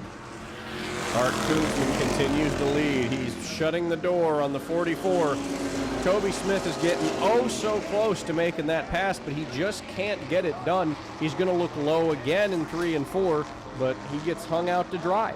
As they battle for the overall lead, battle shaping up for the Sportsman Division win. Frank Pelkey in the 4D has it. Here comes the 111 to Colin Smith trying to take it away, and here comes Toby Smith looking for the overall lead off turn number 2. Can't get it. Smith got to the back bumper of Koonsman there, but he just couldn't make the pass happen. Now they're going to come to the stripe. At this time, it'll be 5 laps to go for Moonshine Hill, Texas's Art Koonsman, who's showing the... Whoa, look out, look out. Smoke out of the 111 machine of Colin Smith in turn 4. Boy, he went way high, and then the smoke started to pour out. We stay green for now, but I don't know if that car is going to make it back. Yellow flag, yellow There's flag. the caution. Yikes, that was close. Sorry to step on you there, Zach, but I looked over and the 111 was in a bad spot. I thought for a moment he was going for a bonsai move to get that spot on Frank Pelkey, and then the smoke started to billow, and you see the end result. He was luckily able to get it down towards the entrance of pit road. So with 5 to go, we'll line them up and try it again. And really there, so much for that battle for the sportsman class win. That's up in smoke. Frank Pelkey will pretty much by default clinch that one. Well, he's got to finish, and we've seen that's a tough task for some of these guys tonight. Top 3 cars, all different divisions. You got Art Koonsman, the first place driver. He's driving a stock car. We'll see what happens. I think Toby Smith definitely has the speed to beat Art Koonsman, but does he have enough time to make a move? He was getting really loose up there on the top side of the corner. Pace car is going to pull in. They'll hit the restart zone, and we are back to green flag racing. Green flag back out. Art Koonsman gets the jump. They barrel down into turn number 1. And again, 2-car breakaway at the front. Toby Smith takes a peek to the high side, but Art Koonsman hits the gas and pulls away by 3 car lengths now. They're going to head into 3 and 4. Toby Smith is going to look low again. This time he's going to look high as they get down the front straightaway. They'll get to the line. 4 laps to go, and it's a battle for the lead. Toby Smith getting through the corners pretty well, but Art Koonsman able to use that horsepower advantage down these long straightaways, and he gaps him by a couple of car lengths again into turn number 3. Toby Smith is going to take the high line once again, and that proves to be where Art Koonsman is better on the inside, but he barely gets to the back of the car as they come to 3 laps to go, and it's Smith and Koonsman side by side in turn 2. Look at Toby Smith. He's got a big launch off turn number 2. He's got half a car length out in front. Koonsman's going to fight back on the bottom. Look at this battle. New leader in 3 and 4. Toby Smith out in front as they come off corner 4. He finally shuts the door on Koonsman as they get to 2 laps to go, but I don't think Art's done yet. Oh! Are you kidding me? Art Koonsman throws it around in turn 1. Thankfully, he keeps it off the wall. My goodness, this race has all the twists and turnarounds. Absolutely, and right as I said that I didn't think Art Koonsman was done yet. Still got a good one to wrap up the evening here. Speaking of Bomber Bees, all Bomber Bees in the pit should stage on pit road as we'll be rolling right into the Bomber B event. So Bomber B's in the pits. Please stage up on pit road. In the meantime, here come the ground pounders. 2 laps to go. Green is in the air. Well, Art Koonsman, he was out of it, but he's right back in it. Up to second. Toby Smith trying to run away and hide here. Toby Smith down the back straightaway. Koonsman's car looks like it's given up just a little bit, Zach. Toby Smith is going to come through 3 and 4 with Koonsman behind him, but I don't think he has enough. Toby Smith is going to get the white flag. 1 lap to go for the number 44 as Koonsman is hot on his tail. The white flag is out. Final lap for the Florida Southern Ground Pounders tonight. Toby Smith in control of the overall and modified win. Art Koonsman has the stock car win locked down, and Frank Pelkey in the 40 looking to get the sportsman win. Whoa, Toby Smith way high in 4, but he's going to get to the double checkers and pick up the win. Art Koonsman second. Third overall, the Frank Pelkey, and then it's Scott Phobes. Oh, look out, the 50, hang on to it, Aiden. Good save for Aiden. And Laurie Bonaparte's going to come home in 6th. Climbing from his car now, driver of the number 44, your Florida Southern Ground Pounders race winner, Mr. Toby Smith.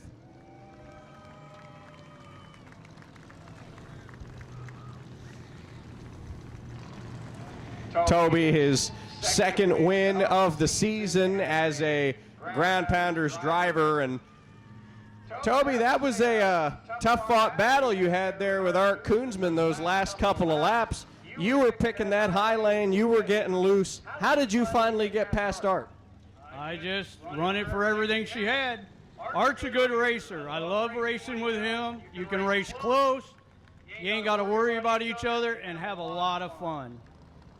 Well, now you have your second win of the season. That should put you pretty close to winning a championship in this series. Is there anybody that you want to thank for getting you out to the track here?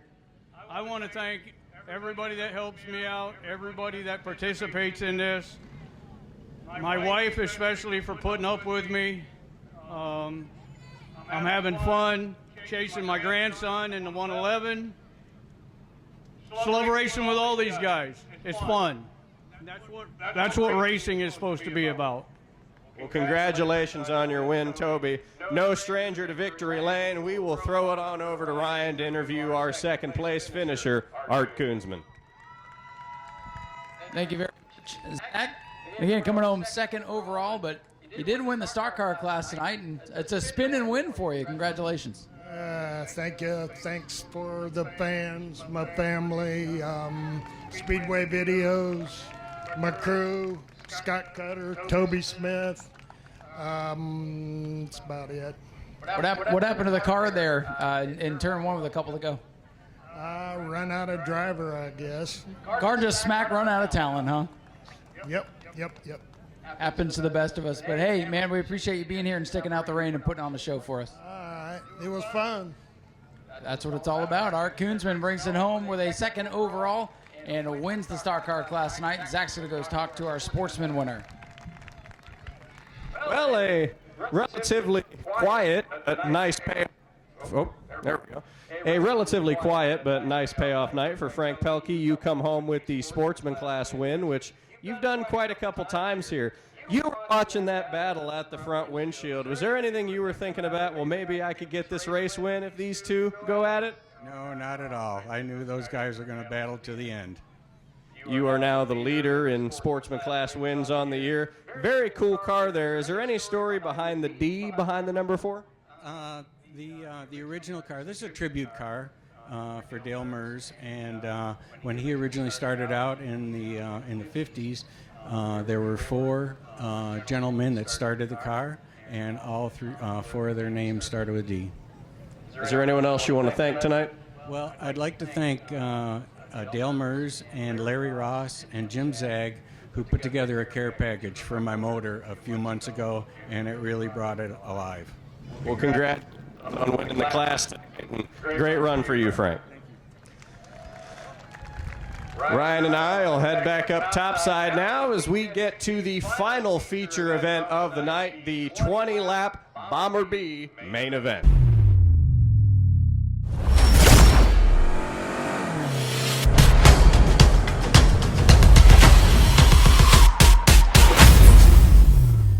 This is what racing's all about, Zach. This is how it all started. You just throw a car out on the racetrack and go. This is, and we saw Tyler give him the 1-to-go signal, so the pace car is going to speed off and away down the back straightaway. And these guys are racked up and ready for the final race of the night, the Bomber B feature event. All right, let me get a show of hands. Where's Team Dark Side? Who's rooting for the black 63? Where's Team Light Side? Who wants the white 63? The crowd is split. Let's see what happens. 20 laps here for the Bomber Bees. Oh, they're thinking about going 3 wide already, and they're going to do it. Green is out. Scrover gets the jump. Scrover got the jump, and the one who took him 3 wide, why it was Dustin Higdon in the white number 63. Scrover getting a good run there with a push by Tony Bromley in the number 6, as the 63s are now on the inside, but Scrover, he's in a commanding lead so far. Tony Bromley in the 6, good to have him back. He's going to look to the inside. Here comes those 63s. They're going to be side by side off the corner. Who leads lap 1? Give it to the defending track champion, Jason Scrover. Jason Scrover takes the high lane around that turn, and the 6 car a little bit loose. But here comes the black number 63. He takes him 3 wide on the bottom. Curtis is going 3 wide with his fellow 63, and he will get the 3rd spot away. Boy, he just swallowed up Dustin Higdon with that move into 3. Now Zach goes up the track and into the wall as Chase Simons in the 66. Aggressive move for Zachary Curtis, and Chase Simons ain't going to be happy about that as Curtis wants more. Curtis is now challenging for Jason Scrover, who got a little bit loose coming out of turn number 2. Curtis is now trying to take him side by side, but here comes Tony Bromley trying to fight for 3rd, and whoa, Curtis is loose coming out of 4. Good battle up front. Throw a blanket under the top 5 as Curtis will lead lap number 3 by a bumper bar. Zach Curtis in the lead, but Scrover not letting him get away too fast. And don't forget about Dustin Higdon in that white number 63. He's now making a pass back for 3rd, and he'll try to get it from Bromley, but they're side by side. Whoa! Contact and around goes Dustin Higdon. Whoa! Everybody on the binders, and somehow they're all going to make it by as Bromley comes pit side in the 6. Wow, that could have been real bad, Zach. That could have been pretty terrible, especially being that far up at the front of the field. But I think Dustin Higdon made it out of that with essentially 0 damage. I think he's going to be able to continue on. Higdon going for the spin cycle. And boy, after the last couple of weeks, he was just saying, please don't hit anything. Please don't hit anything.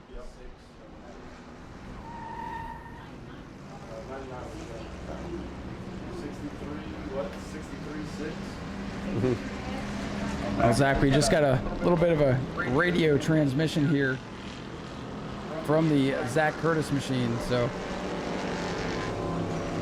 this is what it sounded like. I'm sorry, the Dustin Higdon machine. This is what it sounded like behind the wheel. That was Dustin Higdon as he was going for a spin there in 3 and 4. He purchased that car from Zach Curtis a couple of weeks ago. Stuffed it in the turn 2 fence a couple of weeks ago and went for the spin cycle in this one. Let's watch. Let's be entertained here as the Daytona Dodge American Auto pace car begins to pull off the speedway. Zach Curtis, your leader on the bottom. Jason Scrover, defending champion on the outside. Green is out. Good restart for the 49. That pace being perfect for Memorial Day weekend. Looks good, but it won't turn. And Higdon is away with a lead. And the 63 car continuing to show his way down the back straightaway. The 77, that's Larry Masters. He's dropping like a rock. He restarted in the 6th position. He's now almost all the way at the back of the field. That 77 falling backwards, but Zach Curtis has pulled away now to a 6-car length lead. Zach Curtis way out in front of Chase Simons. And watching, whoa, trouble into the wall. We got Justin Spears Jr. hard into the wall in turn 1 and 2 to bring out the yellow flag. Caution back out with 4 complete. And just like that, everything has changed again. Now can't get into rhythm with this one. Couple of cautions early on, and Zach Curtis had a big lead there. And I don't know, Zach, I don't know if they would have been able to catch him if we didn't get that caution there. I don't think so. That looked like an old school Zach Curtis race where he was still driving that white number 63 car, where he'd essentially pull away a couple laps into the race and it'd be his all night long. But now he's going to restart again, and Chase Simons has found his way up to the 2nd position. So he'll be restarting alongside the 63. Well, there you see what's left of the 38 machine. Justin Spears Jr. hitting the wall. It might be a little straighter now after hitting the wall. 63? Yep.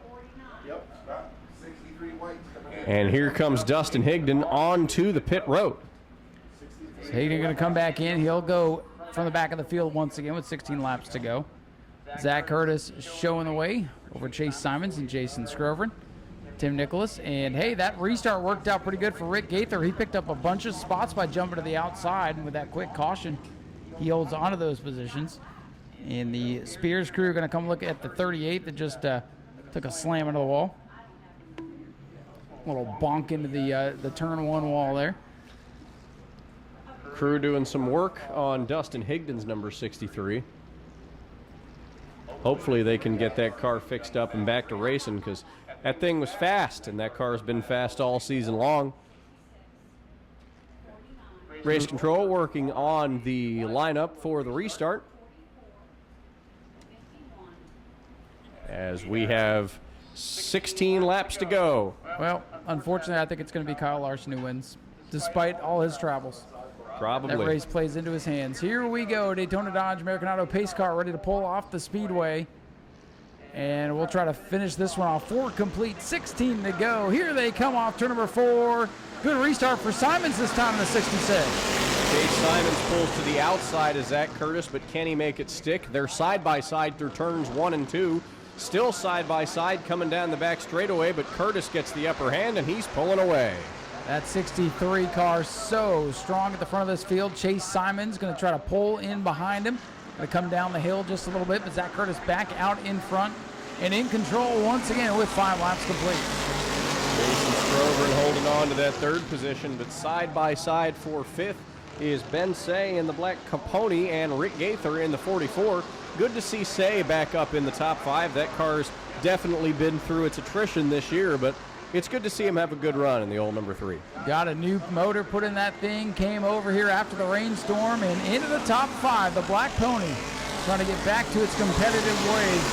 Say in the 3 rolling towards the front, but it's Curtis, Simons, and Scrover in the top 3. 77, a Larry Masters slow coming down the front straightaway, but now we've got a battle for the 7th position between Dustin Higdon in the 63 and Tony Bromley in the 6. Bromley and Higdon, 2 drivers we expected to contend up near the front, have been stuck in traffic all night long and not really going forward right now. 7 complete. Curtis beginning to stretch out that lead over the 66 of Simons. Chase Simons falling off the pace a little bit. Bromley touches the back bumper of the 44 at Gaither, and that allows the 63 to get side by side with him again, and the battle for 7th is back on. Side-by-side battle off to number 4. Bromley going to use the high side momentum. He'll pick up a spot on Rick Gaither's machine. No change up in the top 5, but look at the 3. Old Black Ponies trying to catch Tim Nicholas here for 4th. Ben Say closing in on Nicholas in the 23. He's closed the gap by about a car length every lap that we've seen. And now the 6 car has broken away from the 63. He's gotten the 6th position on lockdown. But Say has closed the gap to Nicholas, and the battle for 5th is on. That's the best battle right now, as Curtis again stretching out the lead. Whatever ailed that black machine a couple weeks out has righted itself, because Curtis has picked right back up where he left off. Although the left front hood pin appears to be out of the machine, the hood's kind of waving in the breeze. Shouldn't be a problem, but something to watch nonetheless. Curtis is going to come up here on the 77 of Masters, his first run-in with traffic, but I don't think that'll stop him from dominating the race. But in the meantime, Jason Scroverin has caught Chase Simons, and now there's a battle for the 2nd position. Jason Scroverin closing in on the mallet, Chase Simons. Can the 49 get him? The 66 starting to fade here a little bit in the closing stages of this one with 9 to go. Things pretty calm up front as Curtis has nearly a straightaway on the 66 car. Lap traffic now, Larry Masters going a lap down. Jason Scroverin backs off of Simons for a little bit, but he definitely has the momentum to keep that battle going when he wants to again. But Zach Curtis, well, he's pulled away. He's an entire turn ahead of everybody else on the field. And here comes Dustin Higdon trying to make a move on the 6 car for that 6th position. Looking like some smoke out of the back of the 63, and he's going to go around. There goes Dustin Higdon's number 63. I saw smoke as he came off turn 4 there, Zach, and around he goes off turn number 2. That'll bring out another caution. Wonder if he had a tire going down. He's going to bring it straight to the pits. It definitely looked like something on that white number 63. Boy, he was really fading back a little bit and decided to make that challenge with the 6 car for the 6th position. And around he went just out of turn number 2. I think you're right about that, Ryan. I think he might have an issue with that right rear tire. Yeah, look at it that, flapping. Oh, yeah. That's a flat right rear on the 63 of Higdon. You know, they were working on the rear of that machine under one of the cautions there, and might have had something rubbing on that tire. That's why we saw that smoke, and just had my eyes on him as he came off 2, and around it went. And, boy, it's been nothing but bad luck for Dustin Higdon since he bought that car. If he's missing a hood pin, that could potentially be a problem. Well, as long as the other one stays in, it'll be good. Looks like the might be a broken mount on the 44 hood, causing it to flap up. I don't know, but it was fun to watch people jump on a race car in the pits. It was, and you know, it reminds me a lot of when you see some of those old NASCAR pit stops from the 80s and 90s, and the guys just come out with sledgehammers and they start beating on the side of the car to get dents fixed. Well, nowadays the cars hit the wall and the body just pops back into place. This is true. He's definitely had his trials, but with a new motor in that Fox body Mustang, he's absolutely showed that he's been nothing but incredible behind the wheel, and it's good to see him running up front again. Here we go, 8 laps. Let's see if we can get to the end of this one. Curtis, your leader on the bottom. Simons again on the outside. What's going to happen next here at New Smyrna Speedway? Zach Curtis just hoping the hood doesn't fly off as he and Simons duke it out in turn 1 and 2. A little loose there for Simons, and bye-bye, Zach Curtis pulls away. And there he goes, and the top 3 have found their places again. Uh-oh, oh no, the Black Pony's in trouble. Little lock up there, saves it. All of that ground is now lost. Oh, Tim Nicholas sideways off the corner, and he's in trouble. He may have a tire going down. Everybody's still able to get their bearings and continue on, but Zach Curtis is pulled away. Ben Say almost wrecking quite a few cars when he got loose there at the entrance of turn number 3, but he was able to save it, and then the 23 car got loose, but Zach Curtis coming around. It'll be 6 laps to go, and he is running away. Curtis has it on lock unless something wild happens, and we're not going to count it out with everything we've seen today. And welcome back to the top 5, Tony Bromley in car number 6. Bromley in that beat-up number 6 machine. Trying to close in on Scrover and maybe grab the final spot on the podium. He's only going to have 5.5 laps to get it done. We've got 4 out of 5 cars in the top 5. Our Ford Crown Victoria is the lone exception, the 66 of Chase Simons. But Zach Curtis, he definitely knows how to build a motor for one of these cars. He's proven he can do it with the old 63, with this 63. And really, was there ever any doubt that we would see Zach Curtis rise to the class of the field once again? Yeah, I had very little doubt in that. And I think you could give him any number 63 and he'd take it up towards the front. No real change amongst the top 5. Things have settled down. Tim Nicholas with an ill-handling race car at the back. He hangs onto it. Laps beginning to wind down here. Final few circuits of the night. Whoa, Chase Simons with a big push off turn number 2. And here comes Scrover. And the battle on this one's going to be for second, Zach. There's a little bit of smoke there out of 4 from Ben Say, the Black Pony, but all eyes now are on the battle for the runner-up spot. Jason Scrover has closed in on Chase Simons with 3 laps to go. And now they have a chance to battle it out. And the 44 car of Rick Gaither's got a problem. Here comes Scrover off turn number 2. His Crown Vic coming to life here. Scrover and Simons going to duke it up for the runner-up position here. This time by 2 to go for Zachary Curtis. 1 mile remains. The battle for second, the hottest battle on the track. Scrover has caught up with Chase Simons. He's got a couple more chances to make a move, and he definitely has the car to do it. But as they exit turn number 2, the gap is still a car length, now 2, as they head down the backstretch. Here comes Curtis going around the 77 Larry Masters. No change in his mirrors. The white flag flies. We'll watch the battle for second. Here comes Scrover's 49 looking low. Scrover tries to get the jump on the 66, but he just couldn't get it. Simon shut the door as they head out of turn number 2. Zach Curtis has pulled away. He enters turn number 3 and is going to come out of turn number 4. And whoa, he slides coming out of turn number 4, but he saves it. And Zach Curtis is going to win the Bomber B feature event. To the line wood style for Curtis. Second will be the 66 of Chase Simons and Jason Strogan. Third, Bromley and Kenny Coleman, the top 5. That's Ben Say, Tim Nicholas, and the rest of As them. I was talking about before, was there ever any doubt? Zach Curtis once again proving that he can win, and I presume at this point any car he can get his hands on in the Bomber B division, whether it's a white number 63, a black number 63, an absolutely incredible driver, an absolutely incredible builder of these cars, as Ryan is headed down to get a word with our winner to give you guys something to listen to on your way out of the track. He did a burnout for you fans, and he is returned to his rightful position in victory lane for the Bomber Bees. Ladies and gentlemen, your winner, Zach Curtis in the number 63. And here he comes, ladies and gentlemen. Zachary Curtis, your race winner in car number 63. Well, another big win for Zachary Curtis. And he's done it with his second car of the season.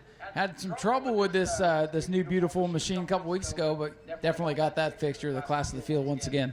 Yeah, I wasn't a crazy win or anything, but I had to get that monkey off my back. We had the fastest car the last race we were here, and damn thing kept going into limp mode. We go from the back to the front, the back to the front, and man, it was just pissing me off. And I got to thank my boy Chris Rummel. This is his car. I sold my car, the 63 car, sold it for a bunch of money, and I was out of cars, and I called him. He won this thing for $100 in a raffle. So he said, "Yeah, dude, come pick it up and you can use it. It's a freaking beater." And we got her to the front. Well, that's the thing about you. You can take a beater, you can take the nicest car, you can take that guy in the parking lot's car, and you'll probably be right here in victory lane. Oh yeah, that's what it's about. We like making these junkers fast. Everybody wants to call me a cheater, and we get in pretty much anything, in this line of class, and we try to run up front. Well, good way to start your Memorial Day weekend. How are you going to celebrate tomorrow?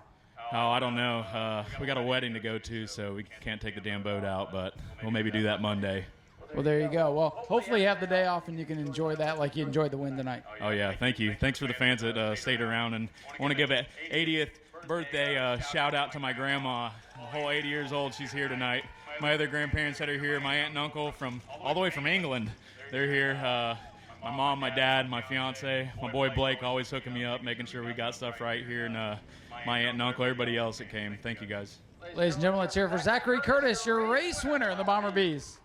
We got to give a shout out to Bougie Motorsports. We don't have a sticker on here yet, but Frank and Holly for everything they do for me too. This isn't their car, but they still help me out with what I need. Well, this thing better look bougie next week. Zach Curtis gets it done, and now Zach will head down and grab a word with our runner-up. Runner-up for this one goes to Chase Simons in the number 60. There we go. Issues with this all night. Chase, you had some damage there. You hit the wall in lap number 1. How did you overcome that, and was that any sort of effect on how this car ran for the rest of the race? Yeah, I mean, after that, and I got collected in another wreck, but it wouldn't turn coming out the corner. It just shoved straight up, so I had to gas it up and get it spinning. But other than that, we ran pretty good. Just we came back with the wrecked car and got second, So the the front end's still not straight, but it was really good. And I'd like to thank Zachary Curtis and that raggedy old 63 car for stuffing me in the wall there, but I know he wouldn't do it on purpose. It's all good, but no, it was great racing. I like to thank all my sponsors, SM Eagle Seal for letting me race this car, Knuckle Sandwich feeding my crew all the time. I'm really appreciative of that. I'd like to thank Southeast Dewatering, McMillan Creek Ranch, Ace Enterprises, and Gene Cali Roofing. 1 second.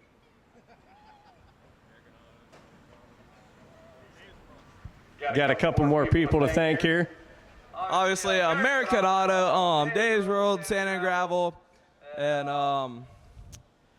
I can't think of much else, but I'm really thankful towards everyone. My family, my mom and dad helped me out, so thank you. Well, congrats on a great run, Chase, and we'll throw it back on over to Ryan to interview the third of our podium finishers, defending track champion Jason Scrover.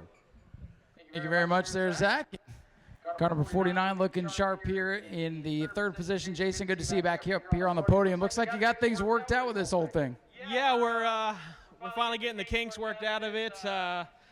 People don't realize we've had so many gremlins on this thing. Like I said, beginning of kind of towards the end of last year, and we've been struggling this year. And I know the competition has gotten better this year, but we've been struggling. But we're getting better. I feel like we were second best tonight. Just didn't want to rough up the 66 to get second. It's not worth it. So we'll take the third. It's our first podium of the year, so we'll take it. Usually we're at the trailer already, so. But I want to thank a few people just because I haven't been up here this year. Bob Mason, if y'all know him, he was selected at the awards banquet for Fan of the Year, voted on by New Smyrna. I want to thank him. He's a great man. He's also a veteran. So if y'all know Bob Mason, I believe he's back up north right now, but if y'all do know him, say thank you. Really does a lot for this track. He also helped me out this year. Had a motor issue, and he helped me get through, get a new motor, so I want to thank him for that. I also want to thank the Bruners. They're from where I live. They raced out here a few weeks ago. David and Steven, they helped me out a lot this year. I want to thank them. I want to thank my uncle. He does so much for me on this car. We want to represent the red, white, and blue. This was his idea. We want to represent patriotism, and we want to say thank you to all the fans for staying through this weather delay. It was a little muggy today, but it was for the best for us. Well, hey, you mentioned the paint scheme. I think the secret of getting this car right was getting that fresh coat of paint on there. Yeah, doing a little Cody Rhodes here. I named this car, I'm calling it the American Nightmare, just because it's given us so many nightmares. But we still want to represent the red, white, and blue. So I think we've got it in the right direction, and it was pretty fast tonight. I feel like I said we were the second fastest. I don't know about lap times, but I feel like we were second fastest tonight. It was definitely not as fast as the 63, obviously, but for the rest of us, I feel like it was pretty darn fast tonight. Well, hopefully the good run tonight will turn into good momentum, and you'll make it an American dream next week. We'll see. We got some things coming for it. I know we're running back to back to back, so we'll see what we got for him next week. Jason, good run tonight. Congratulations. We will see him next week as the Bomber Beast will be back in action for our first responder family fun night. And that's it, folks. Appreciate you sticking through all the weather delays and all the crazy racing here tonight. Come back and see us next weekend for $5 family fun night. Have a great Memorial Day weekend. Enjoy your friends, family, racing, whatever you have coming up. And don't forget why we celebrate Memorial Day to begin with. We want to thank you all for being here tonight. On behalf of myself and everybody here at the New Smyrna Speedway, we appreciate you being here. We'll see you next Saturday. Thanks to Zach for all his help on the mic tonight. And thank you to all you great race fans. My name is Ryan Stevens. I had a great time watching the races with you. We'll do it again next weekend. Have a great night, everybody.